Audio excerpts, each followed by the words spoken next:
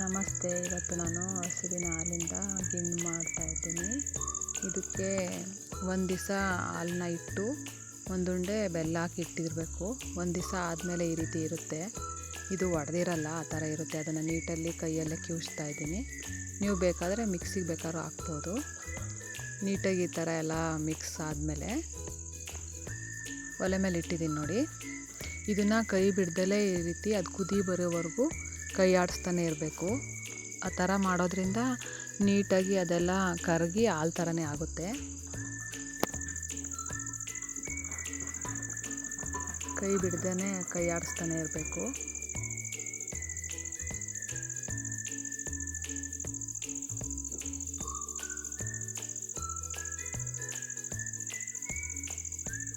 ಚೆನ್ನಾಗಿ ಈ ರೀತಿ ಮಿಕ್ಸ್ ಮಾಡಬೇಕು. ಕುದಿ ಬಂದಮೇಲೆ ಕೈ ಆಡಿಸ್ತಲೇ ಇದ್ರೂ ನಡೆಯುತ್ತೆ. ನೋಡಿರಿ, ಈ ಥರ ಆಯ್ತು. ಈಗ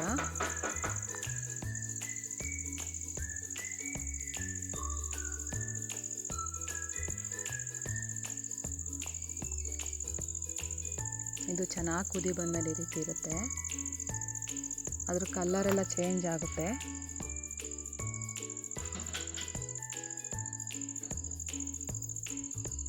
ಅಲ್ಲಿವರೆಗೂ ಕಾಯಿಸ್ಬೇಕಾಗುತ್ತೆ. ರುಚಿಗೆ ಎಷ್ಟು ಬೇಕೋ ಅಷ್ಟು ಸಕ್ಕರೆ, ನಾನು ಸ್ವಲ್ಪ ಬೆಲ್ಲ ಹಾಕ್ತಾಯಿದ್ದೀನಿ. ಯಾವ್ದು ಬೇಕೋ ಹಾಕ್ಬೋದು. ಆಮೇಲೆ ರವೆ ತಗೊಂಡಿದ್ದೀನಿ 1 kg ಅಷ್ಟು. ಮಾಮೂಲಿ ರವೆನೇ, ಉಪ್ಪಿಟ್ಟಿನ ರವೆ. ಅದನ್ನು ಹುರಿದು ಎತ್ತಿಟ್ಕೊಂಡಿದ್ದೀನಿ ಈ ರೀತಿ.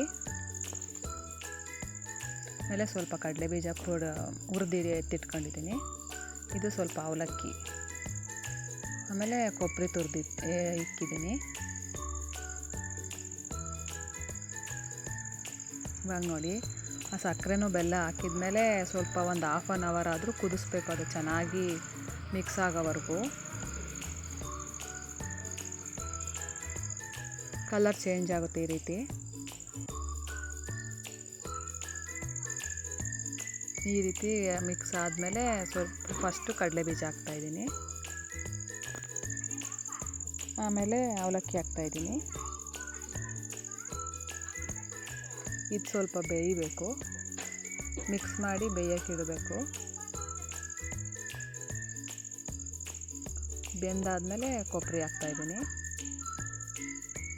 ಇವಾಗ ಕಡಲೆಗೆ ಸ್ವಲ್ಪ ಏಲಕ್ಕಿ ಸೇರಿಸಿ ಮಿಕ್ಸಿಗೆ ಹಾಕ್ಕೊತಾ ಇದ್ದೀನಿ. ಇದು ಪುಡಿ ಮಾಡ್ಕೊಬೇಕು. ಇವಾಗ ಇದು ಸ್ವಲ್ಪ ಬೆಂದಿದೆ. ಇವಾಗ ನಾನು ಹುರಿದಿಟ್ಟಿರೋಂಥ ರವೆನ ಸೇರಿಸ್ತಾ ಇದ್ದೀನಿ. ಸ್ವಲ್ಪನೇ ಸೇರಿಸಿ ಗಂಟಿಲ್ದಿರೋ ಥರ ಮಿಕ್ಸ್ ಮಾಡಬೇಕು.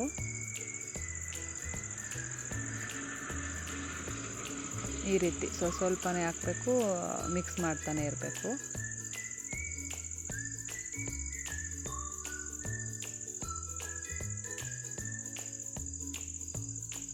ಎಲ್ಲದೂ ಸೇರಿಸಿ ಮಿಕ್ಸ್ ಆದಮೇಲೆ ಸ್ವಲ್ಪ ಬೇಯಕ್ಕೆ ಬಿಡಬೇಕು. ಮುಚ್ಚಳ ಮುಚ್ಚಿ ಬೇಯಕ್ಕೆ ಇಡಬೇಕು.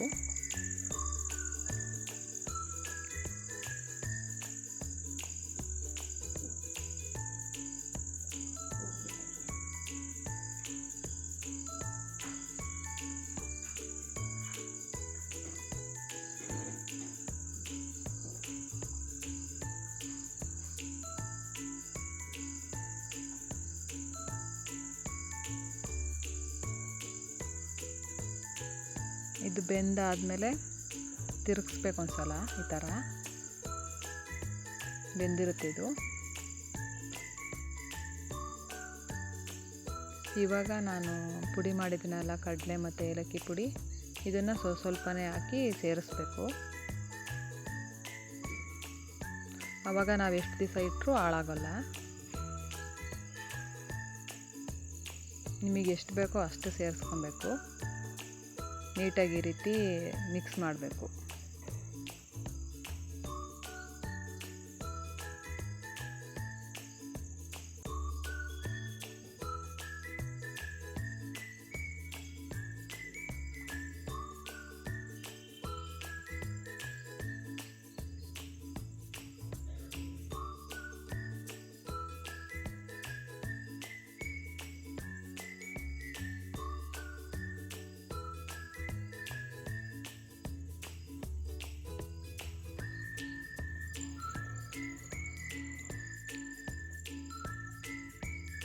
ಈ ರೀತಿ ನೀಟಾಗಿ ಆ ಕಡಲೆ ಪೌಡ್ರು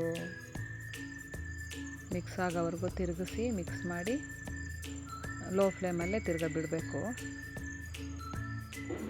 ಮುಚ್ಚಳ ಮುಚ್ಚಿ ಬಿಟ್ಟಾದಮೇಲೆ ನೋಡಿರಿ ಈ ರೀತಿ ಹಳ್ಳಿ ಶೈಲಿಯಲ್ಲಿ ಮಾಡುವಂಥ ಗಿಣ್ಣು ರೆಡಿ ಆಗುತ್ತೆ.